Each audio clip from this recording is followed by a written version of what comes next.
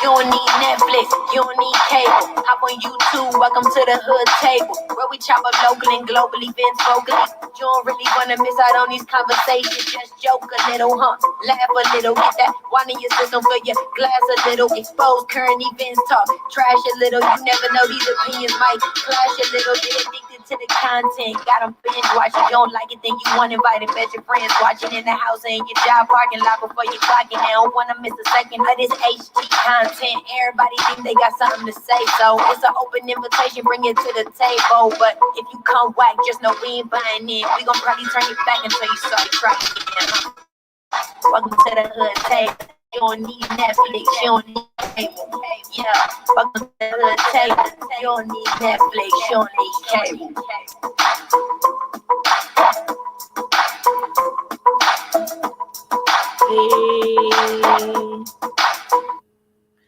Hey, what's up, everybody? How's everybody doing on this? Is it Tuesday?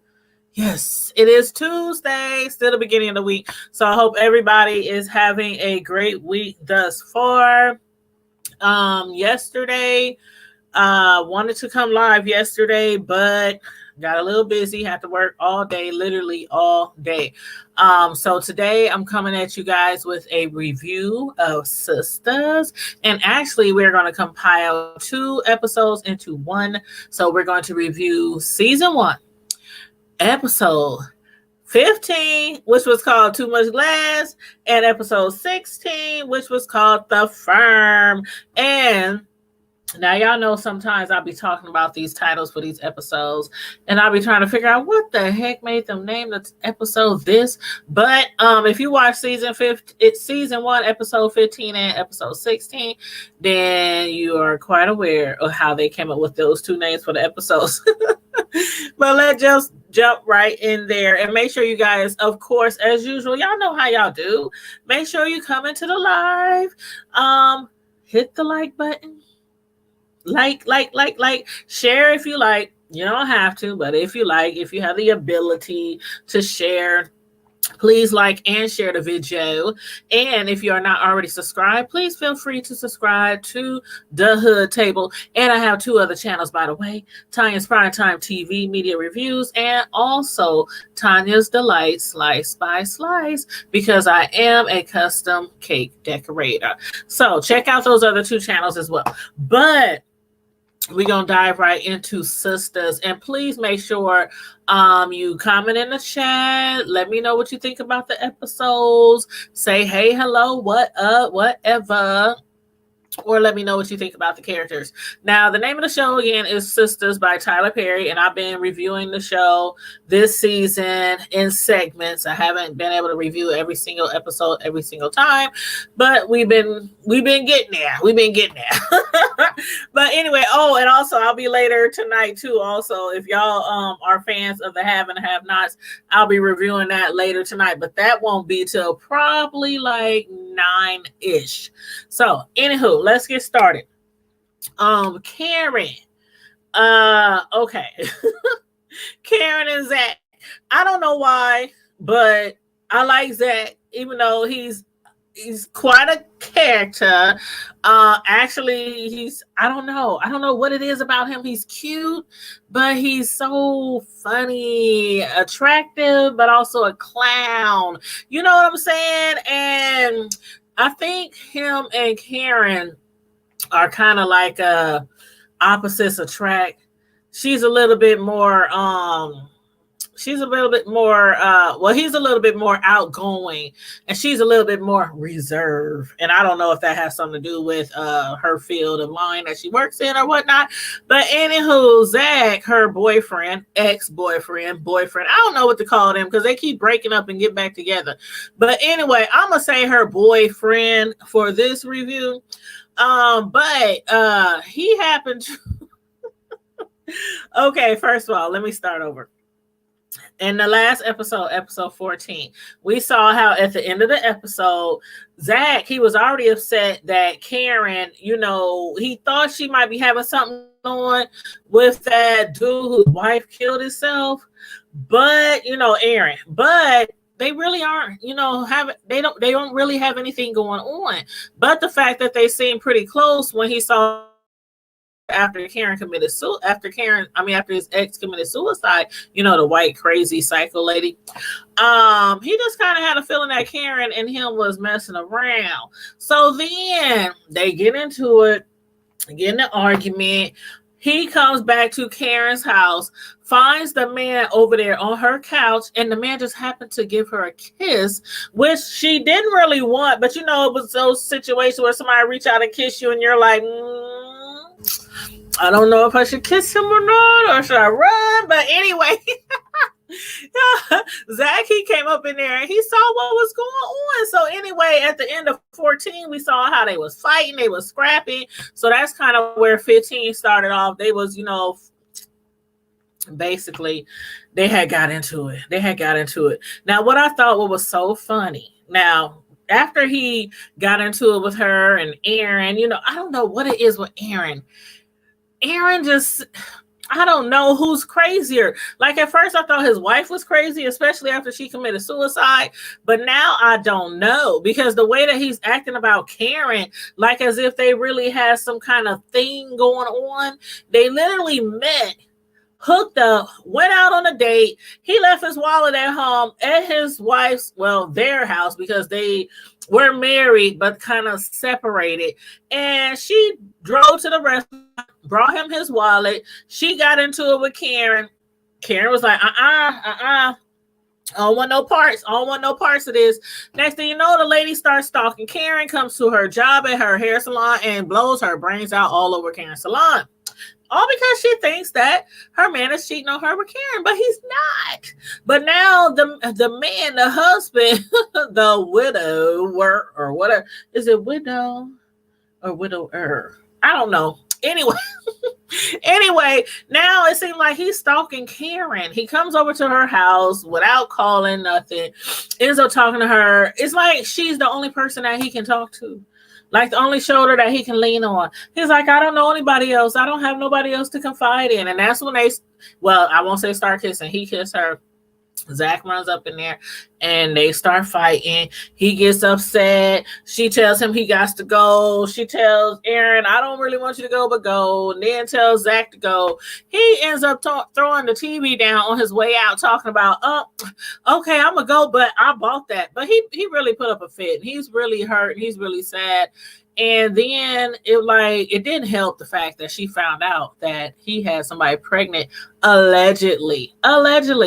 Now, why he tell her that a girl claims that she's pregnant before he even got the paternity test, before she even took a home test or anything? He just kind of took her word at it and told Karen. And of course, it's like, okay, now they weighing each other's wrongs. Is he more wrong for sleeping with somebody and knocking her up? Is she more wrong? And of course, he's more wrong because she wasn't really cheating with the guy. But anywho, he leaves and runs over to Danny's house. Now, this, y'all, I almost passed out. I was hollering when he ran up in Danny's apartment and she was up in there with the white cowboy. Whew, that cowboy is so sexy. Man, he is perfect. His body, his abs, his chest, his legs, he is perfect. He is so cute, and his accent. But anyway, he runs up in there and busts up in Danny's spot where her and the cowboy is mid-stroke. Getting it on. He needed Danny to comfort him. For some reason, he finds a lot of comfort in Danny. Danny's really, cool to talk to, and he finds comfort in her while she's up there finding comfort in the cowboy. They mid-stroke, and he just busts up in there, banging on her door. The door that don't have a knob. Like, what kind of apartment is that? What do you call those apartments? Studio apartment, where it's like the living room, the kitchen, the bedroom over here with no door, no walls. All she has is like one of those Chinese, those Chinese walls everybody used to have back in the day in the hood. I swear to God, everybody in the projects, everybody mama had one of those little divider things, those divider worlds that you can squeeze shut. and you can extend them. That's what she has for a door. She's like, get out my room, get out my room. So anyway, he leaves and they up there like in the bed, mid-stroke. Danny's pissed. The white cowboy, he's up there like, I've gotta go. I don't know who this is that busted in on us, but I gotta go. Anyway, he eventually leaves. And then Zach, he confides in her, that he got put out again by Karen. She didn't really want him to spend the night, but he was already staying there before. Danny didn't tell Karen the last time that she had let Zach move up in her crib, but this time, because of the big blowout they had last time, this time she did actually do what she should have done the last time, which is call up your homegirl and be like, homegirl, your man, he over here, he homeless. I hope you don't mind me letting him sleep on the couch, but their relationship is just too, I don't know. It's like, I don't know. Would you call it like a best friend relationship? Because it's more than just friends. Like the simple fact that he bust up in there and she's, mid-stroke with the white cowboy, and then she's like, okay, you can stay, but since you bust in on us and I didn't get to finish myself, you gonna have to put up with me completing the job. And next thing you know, you hear he's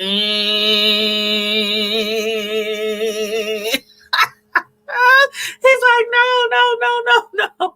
She done pulled out the toys and she ain't got no dough. All she got is that little Chinese wall that you can open and close and expand to separate a room. So he got to endure that the rest of the night. But when he woke up the next morning, I don't know. It's kind of like, I think they are more like a best friend, a girl and a guy best friend, where you can literally walk in on your guy friend, and possibly see him stripped down to his bareness, and it won't even faze you. But she don't faze him, but he phases her, which is the difference. Like when he got up in the morning and he went to stretch. Whew.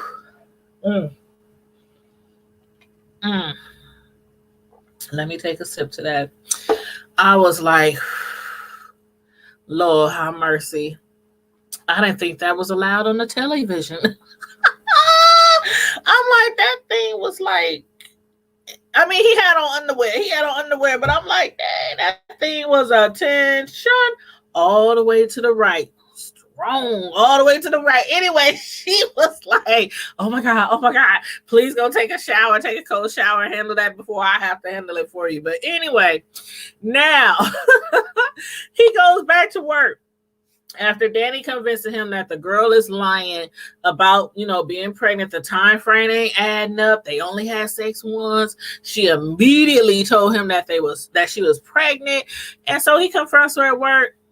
She's up there, but that I am pregnant. It is yours. I want us to be a family. I love you. He was like, I don't love you, girl. What's your problem? It is too many crazy people in this story. Is her, and her name is Helena. It's Aaron. It's Aaron's ex-wife. And I'm going to throw somebody else in there a little bit later. We're going to get to them. But right now it's those three. And I don't know who the doggone crazy is. But anyway, she finally confessed to Danny that, she wasn't pregnant. And she really wants him because, he's a great guy. That's all. Just like all these crazy girls out here pretending like they're pregnant by some great guys, just trying to break up a happy home because they know they're a great guy. But so anyway, he wasn't having it. He's like, okay, I get it, but I don't want you. So moving around. But anyway, the guy, Gary. Okay, now where this ended off on episode 16 was a little bit crazy, but I'm gonna of course start ahead of that. Andy, she gets to work after going out to the club the night before, her and Sabrina, they went out, they kicking it, they chilling at the club. And who walks up to them while they at the club? About the guy, the other lawyer guy, Morris. And he walks up to her, hey ladies, how you doing? Offer them a ride home. They decline and everything. And then the next morning, she walks into her office, and I think that's her secretary, Fatima, who told her, you know what, the partners, they've been running around like crazy. I'm sorry. I want to apologize. And Andy like, sorry, apologize for what? And she walks in, and the first thing she sees is Gary and his crazy psycho wife, Jasmine. They sitting up in the office with the partners. And Morris is sitting right next to them. Now, remember, Andy, she was hired by Gary's wife to handle her divorce. Gary, of course, we know was sleeping with Andy. When his wife Jasmine first came to the spot, where she worked to the farm, and asked her, well, actually, she was thrown at her. Andy's boss threw her at her, like, okay, this is who's going to handle your divorce case. But when Andy realized that was the dude that she was sleeping with, wife, she told her right up front, I don't think, I think you need to find another lawyer, another attorney. But thanks to her boss, she ended up with the case anyway, because he was all about the money. And it was more important than Andy, being moral. All the morals went out the door. So anyway, she walks up in there, and that lady must have went ham on her, confronted her about the fact that she did not tell her when she first came to the law firm that she was sleeping with her man. But Andy did tell her, I told you, you need to find a different attorney. Now, her boss, who was sitting right there, who she begged and begged and begged and pleaded with to let her refuse the case and give it to somebody else or have another firm take, he's just sitting there watching, like he wasn't the reason why she ended up with the case in the first place. So now Gary, he done went home and told his wife that he asked Andy to basically throw the case. So the wife is really pissed off, and now she wants to, why did this fool send me a friend request? I'm sorry, y'all. Oh Lord, that just threw me for a loop. Hold up. Pause, break, time out. I just got a friend request from this guy named Joshua Cohen, who is the biggest troll on Facebook. He got 100 Facebook pages, and it's so funny. I just paused because somebody that I'm Facebook friends with had posted the other day about her blocking all his gazillion pages. And people was like, he's still around. Like, he's from here. He's from Omaha. And he sends everybody a friend request in Omaha, whether he knows about him or not. And he got a gazillion pages. He is a habitual troll. He be all up in your inbox trying to talk to every female on Facebook. Anyway, that's why I was like, she just posted that a few days ago. And I had made a comment on that post. I say, yeah. Me and him had got into it a few years ago. He kept sending me a friend request, and I kept denying it. He kept jumping in my inbox. I'm like, dude, I don't know you. What the hell you want? Then he cursed me out. He cursed. He was like, F you, B, whatever, block. Then he started sending me friend requests from other pages. So block. So ain't that a coincidence that I comment on that girl's post a few days ago about him being a troll, about me blocking him, and then I get a friend request literally from him right now while I'm doing this live. Ain't that crazy? I wonder if her post was public. That could have something to do with it. He probably sent everybody a friend request that made a negative comment about him on that post. See, I'm gonna have to go back and check that out later. Lord have mercy. Trolls. But anyway, he done stopped me in mid-thought. I'm like, where the hell was I? Was we talking about Andy? Okay. So, Andy, and Gary, the guy she was sleeping with, who's married to Jazz. Jazz is upset. So now, I guess Morris is going to handle her case now because she fired Andy because she found out she was sleeping with her man. And she also wants Andy to be barred. She wants her to lose her lawyer's license. And also she's suing the firm. They're going to sue the firm for like millions of dollars. After they walked out the door, Andy's boss is just sitting there like, oh my God, you didn't throw me under the bus. And she's like, what good is that going to do? What good is that going to do? So she leaves. And I don't understand this Gary dude. Like, she's about to lose her license, her lawyer's privileges, get disbarred, her firm about to get sued. She done got fired from her job. And then he pops up at her house the next day in a cart, like her receptionist or secretary, whatever Fatima is, comes to her house the next day with this big, huge cart, like the kind you see at a construction site to hold a whole bunch of trash and all that kind of stuff. And it's covered in like a blanket. And she claims she got all Andy's belongings, her personal items from work. And so she brings them to in this big, huge cart. Cover comes up, Gary pops out. And that's where the episode ends. So I don't know what's going to happen next week. But that guy, Morris, the lawyer who's now representing Jasmine, we see them in the next episode.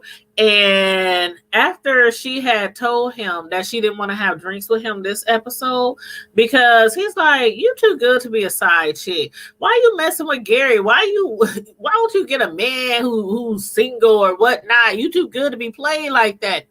And he offers her a job. I'm like, hold up, wait a minute. Hold up, wait a minute. I'm confused. Okay, you want to sue her? Jasmine wants to get her disbarred. You can tell he wants to sleep with her because when he was asking her out, you could just tell from his eyes and his body language, he just didn't want to go out for drink. He really likes Andy, and he done showed that to her a few times this season. So he wants to sue her company. He wants to help Jasmine get her disbarred. She just got fired. He wants to have sex with her, and he also wants to hire her. He's talking about come work for my firm. She's looking like, hold up. You represent a lady who wants me disbarred. I just got fired from my job. Y'all suing my firm for $10 million, and now you want me to work for you? Yeah.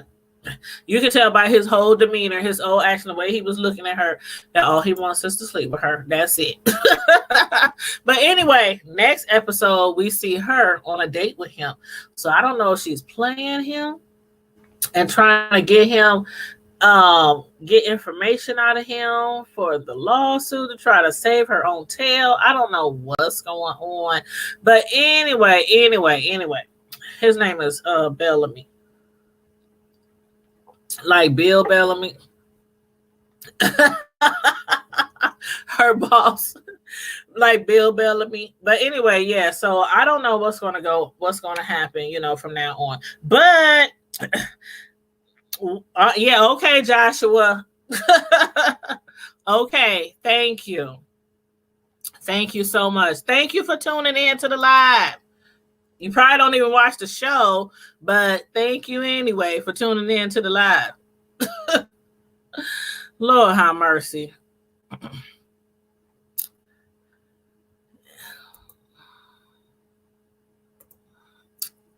Okay. There we go. That took care of that. Didn't I tell y'all he was a troll? I told y'all he was a troll. Ain't that crazy? I got a friend request from this troll, and he's in my inbox now, and he's also in the chat. Habitual troll. I'm like, don't people got other things to do? I know it's wintertime, but there's still things out there to do in the Midwest. It's a lot of things out there to do.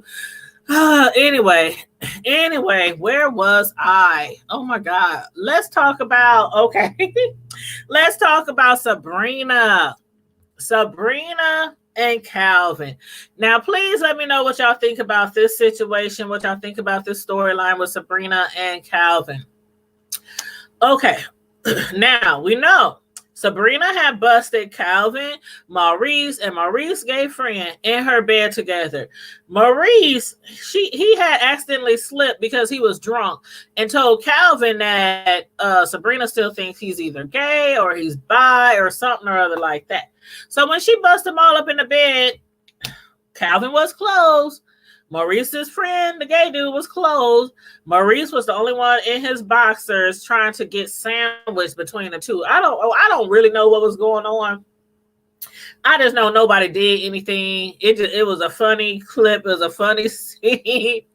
And Sabrina, do y'all think she didn't have the rights? Like, I think she had every right to be upset with what she saw. They all in her bedroom, in her bed, and she's up there like, what the hell is going on? Then he gets mad because he's like, I told you I'm not gay. I'm not bi. I just have a feminine side. That's all he got, a feminine side. Is there such a thing, such a wrong thing about a man having a feminine side? I don't think so. His might be just a little bit more feminine than some men with a feminine side. Like, okay, he was raised by two gay men. And one of the gay dads happened to come to Sabrina's job the next day. And it was crazy because Maurice had just asked her to contact, Calvin, like, okay, y'all got into it. He found out you still think he's gay. He's bad. He's pissed, but contact him anyway because he really likes you. But she's like, nah, I don't think so. Anyway, his dad pops up at the job. One of his dads, Lyle, he pops up at her job at the bank asking to speak to her. And then we come to find out that Calvin had relayed to both of his dads, who are gay, both of his dads, about Sabrina and how he thought that she was different from all the other girls. And he finally met somebody who accepts him for who he is and doesn't judge him. And then come to find out she still has doubts about, him being straight, bi, or gay. So her father, one of his fathers, Kyle, breaks it down to her and tells her, what happened, how he ended up in their care. His mom died of cancer. His mom used to work with Lyle's husband. She was a nurse. They worked at the same hospital. And she begged them to adopt him when she passed. So they adopted him. He claims, though, he's like, Sabrina, you black? He's black. Cal is black. Me and my husband, we white. Cal is black. You're black. I don't know ish about being black, but I know a lot about being gay. And Calvin is not gay. So this all convinces Sabrina that Calvin is not gay. He's like, if he was gay, he would tell us. We're open to him. We're, all his life we raised him to be himself and not to follow our footsteps, but to really be himself. And so he's not gay. He just has a feminine part. He liked to wear pants, but I don't know. Child, the panties though. I think I could get over the way he dressed, his shoes. But ladies, could you get over the fact that he likes to wear lace? And they're not panties, they're lace men underwear. They look like panties though. But anyway, and the fact that he liked to be pleasured back there with toys, with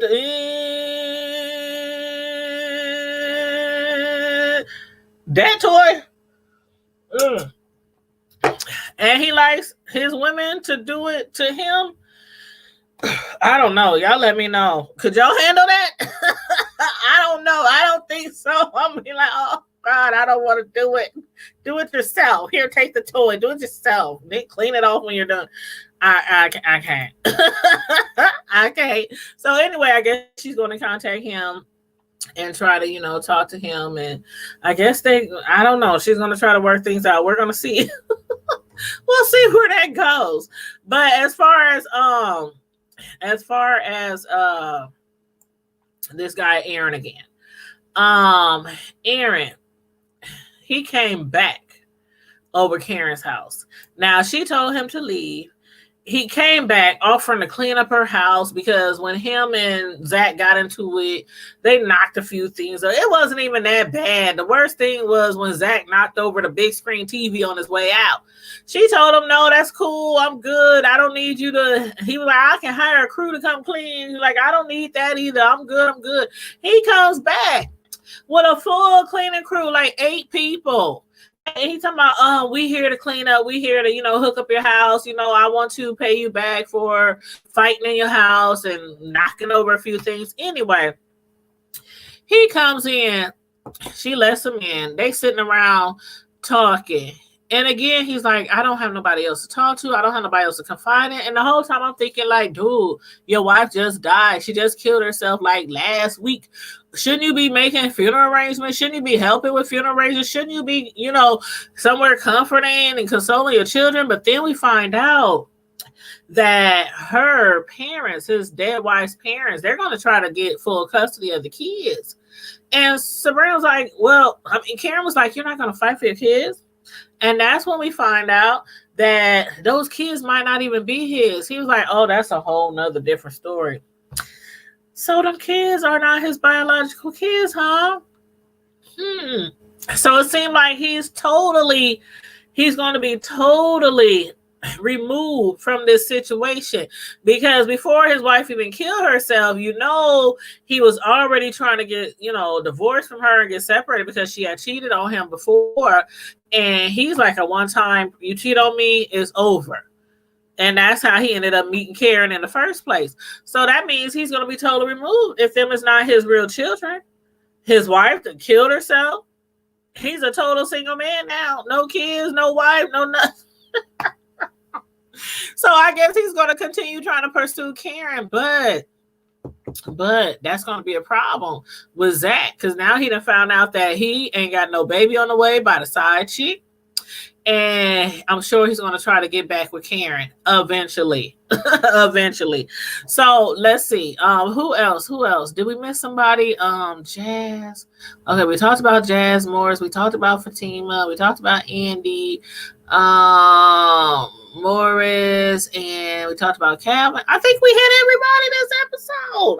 everybody this episode.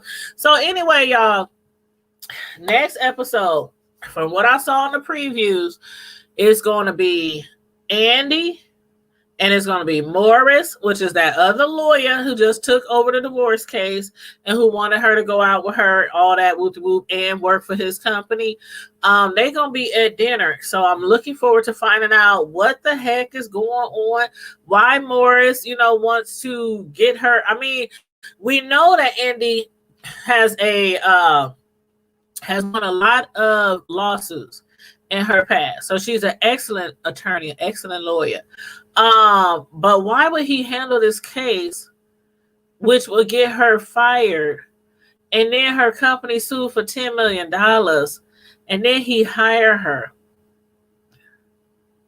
I'm like, me personally, if I was Andy, I'm like, if you're going to sue my company for $10 million, I get fired, and then you want to hire me, I want half of that $10 million.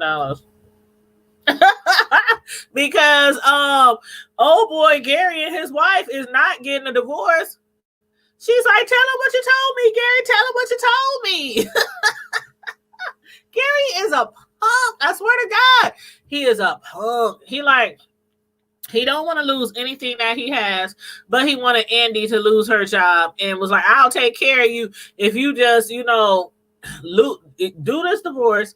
I'll leave her. We be together. I'll take care of you. You can get fired from your job. You can just get this bar from your job, but I'll take care of you. I will. But he don't want to lose his job, and he don't want to lose what he has going on. So he tells him, yeah, we're going to stay together. We're going to work it out. We're going to go to counseling, all that jazz. So where does that leave Andy? We shall see. We shall see next episode, because I think Andy has something up her sleeve, and I think that's why she decided to go out with Morris for drinks. So next week, I'm looking forward to that. I'm looking forward to what Zach is going to try to do to get back in good with Karen. And I'm also looking forward to, what's her name? Andy. No, not Andy. Danny. Danny and the cowboy. He is something sexy. That white man is fine, y'all. He is fine. But anyway, y'all, that's all I got on this episode. I'll be like back later tonight with the have and the have nots. We'll review that later on, y'all. So anyway, make sure you guys like the video, share the video if you like, subscribe to the channel if you're not already subscribed. And in the meantime and in between time, the Hood Table Squad and Primetime TV Squad, stay safe, be blessed, and I'm out. Deuces.